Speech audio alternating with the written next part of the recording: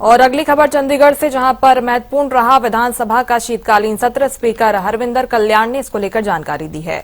सत्र में 16 महत्वपूर्ण विधेयक पारित हुए। अविश्वास प्रस्ताव पर 4.25 घंटे चर्चा चली, तो वहीं 9 विधायकों को नेम किया गया। हरविंदर कल्याण ने यह भी कहा कि सदन की मर्यादा बनाए रखें। हरियाणा विधानसभा का शीतकालीन सत्र अनिश्चितकाल के लिए स्थगित हो गया है। सत्र की समाप्ति पर विधानसभा अध्यक्ष हरविंदर कल्याण ने प्रेस कॉन्फ्रेंस कर बताया कि 24 घंटे से अधिक चले इस सत्र में 16 महत्वपूर्ण विधेयक पारित किए गए।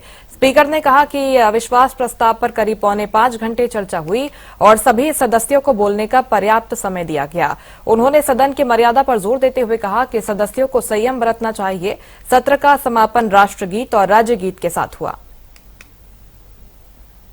ये 3 दिनों तक 18 दिसंबर से 22 दिसंबर तक चले इस सत्र में 4 बैठकें हुई हैं और इसमें सदस्यों की हाजिरी भी काफ़ी अच्छी रही है।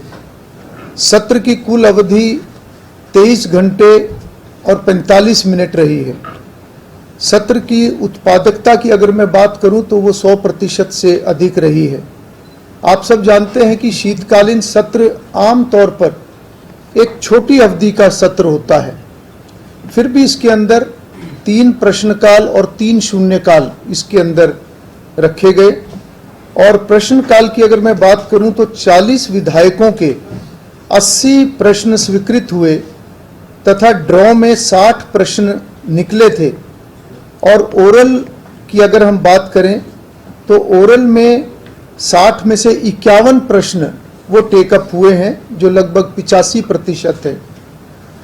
इसके बारे में मैं बताना चाहूँगा कि जो प्रश्न लगे हैं उसमें कांग्रेस के माननीय सदस्यगणों के 22 प्रश्न लगे हैं, भारतीय जनता पार्टी के सदस्यगणों के 14 प्रश्न लगे हैं, इंडियन नेशनल लोकदल के सदस्यों के 2 और निर्दलीय विधायकों के 2 प्रश्न इसमें लगे हैं। साथ ही अगर मैं शून्यकाल की बात करूं तो 3 शून्यकाल में 3 घंटे और 18 मिनट सभी सदस्यों को बोलने का अवसर मिला, जिसमें 70 माननीय सदस्यों ने भाग लिया है। इनमें भारतीय जनता पार्टी के 32 सदस्य 91 मिनट बोले हैं, कांग्रेस के 33 माननीय सदस्य 94 मिनट बोले हैं, इंडियन नेशनल लोकदल के 2 सदस्य 6 मिनट बोले हैं तथा निर्दलीय 3 सदस्य 7 मिनट तक उन्होंने अपनी बात रखी है। कुल मिलाकर सभी माननीय सदस्यगणों को शून्यकाल में बोलने का अवसर मिला है। इस सत्र में 16 विधेयक पारित हुए हैं। देखिए, मैं एक बात कहना चाहूँगा कि लोकतंत्र के अंदर संवाद का एक बहुत बड़ा महत्व है और जितना संवाद अच्छा होगा, जितना सार्थक होगा, उतना ही हम जनहित को साध सकते हैं। और मैं समझता हूँ कि सत्र के अंदर कितने प्रकार के विषय आते हैं, कितने प्रकार की चर्चाएं आती हैं, चाहे वो सरकार के कार्यों को लेकर है, सरकार की नीतियों को लेकर है, सरकार की योजनाओं को लेकर है, विभिन्न डिपार्टमेंट्स से जुड़े हुए अलग अलग मुद्दों की बात है, प्रदेश में जो भी करंट में कोई भी ऐसे विषय होते हैं जो लोगों को प्रभावित करते हैं, वो सारे विषय यहाँ पर आते हैं।